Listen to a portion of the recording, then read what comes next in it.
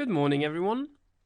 We are going to continue talking about forensic science. We did a little bit last year, and we're going to revise some of what we did last year, and we're also going to have a look at new techniques. First thing, we're going to talk about pollen grains. Pollens can be useful to recognize certain areas because each type of pollen has a very characteristic shape, and that is because there is a thick layer called exine. Underneath there is a thin layer called intine, and you can see that there are pits, and these pits, they're going to be specific for each type of pollen. Let's have a look with the next slide.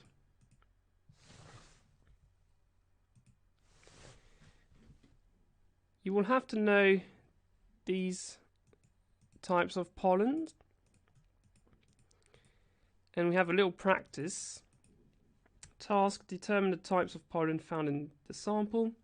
So we can clearly see the Mickey Mouse one. It looks a bit like a Mickey Mouse head, this one. This is pine, the Mickey Mouse one. And we've also got this one, which has 1, 2, 3. I'm going to redo that, sorry. I'm trying to find the size. So 1, 2, 3 ends, and that is birch. So in this sample, we have pine and birch. Okay, moving on. Next thing you need to know, different types of rocks. So you simply have to know that basaltic rocks, when you look at a sample underneath a polarizing microscope, you can see that not all the minerals are visible. There are like big areas here where the minerals are undistinguishable, and you've got bigger minerals that are visible. So basaltic rock, the minerals are not all distinguishable, whereas granitic rock, you can see that all the minerals are connected to each other and they are all very distinguishable. You can really see them, and they're all connected to each other. So I've highlighted 2, and this is a third one. Okay, that's all you need to know. Basaltic rocks and granitic rocks. Okay, moving on.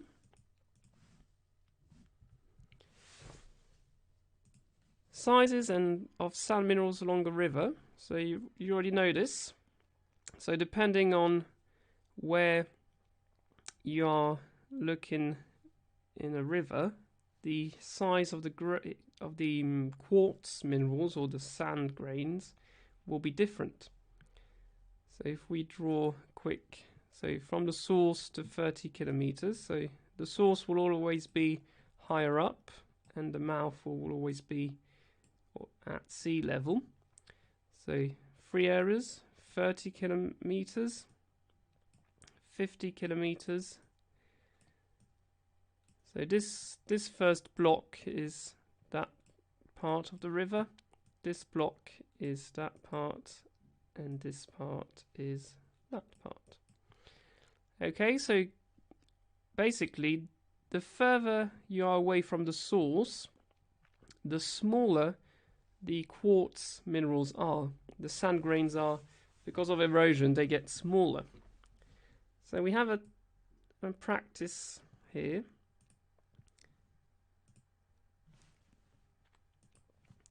Okay, we can see that in this one clearly. This one, so this is 0.5 millimeters, so this one has to be at least 2 millimeters. This one, same thing, must be over 2 millimeters, and this one, that one, and that one, they must be between 1 and 1.5 millimeters. So clearly this sample falls into this category. So this first sample is from the source up to 30 kilometers. Okay, let's have a look at the second one now. The second one, so this one is just above 0.5, same for that one. And all the others, they're beneath 0.5 millimeters. So it will be either this one or that one. Because there are many underneath 0.5. And we can see that in this one there are a few which are above 2 millimeters, which is not the case here. So this sample here has to be from 50 kilometers onwards to the mouth. Okay, moving on.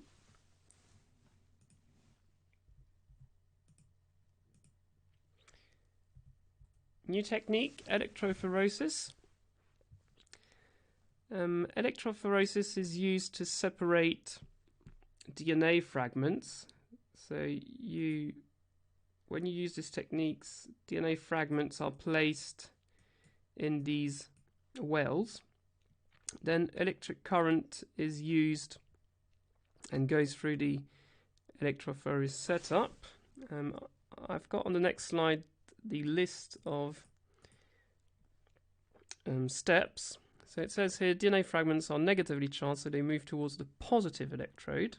So if we come back, that means that the DNA fragments are going to migrate to the positive side, this being the negative side.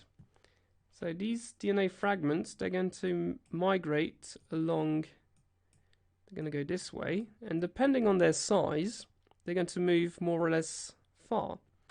Smaller fragments will be lighter, therefore they will be going further, and this one here is a bigger fragment, so therefore it migrates not as far. What you can do is write these steps down. You've also got them in the revision plan, but you can just take a few minutes to write the key points of how electrophoresis works. Okay, I'm going to move on, but obviously you can pause the video. These are actually electrophoresis results. This one, that one, that one, that one, that one. Okay, so each black line represents a quantity of DNA fragments which have the same size.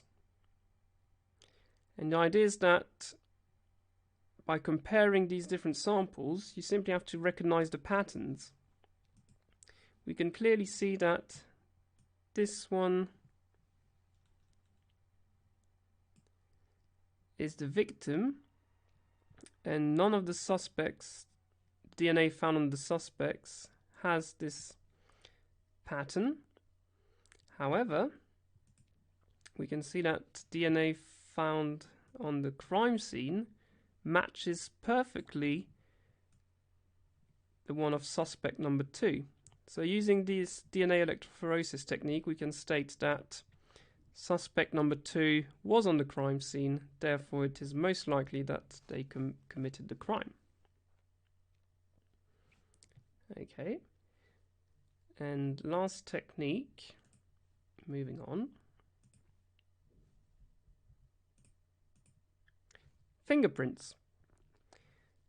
So I will give you this document 9. You don't need to know it by heart, and I will give you one or more fingerprints of different suspects, and you will just have to identify certain patterns. So let's have a go at this.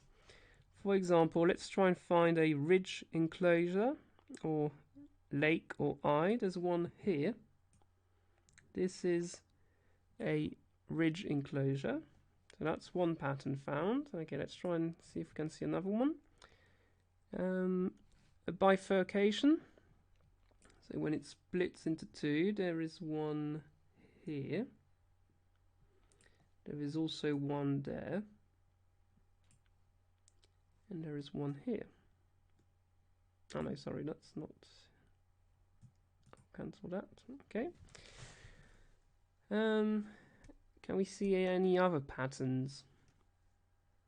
There might be other ones, but these are some clear ones that you can clearly identify. Okay, so that's all you need to know about forensic science, and that's what you will have in your B test. Okay, bye bye.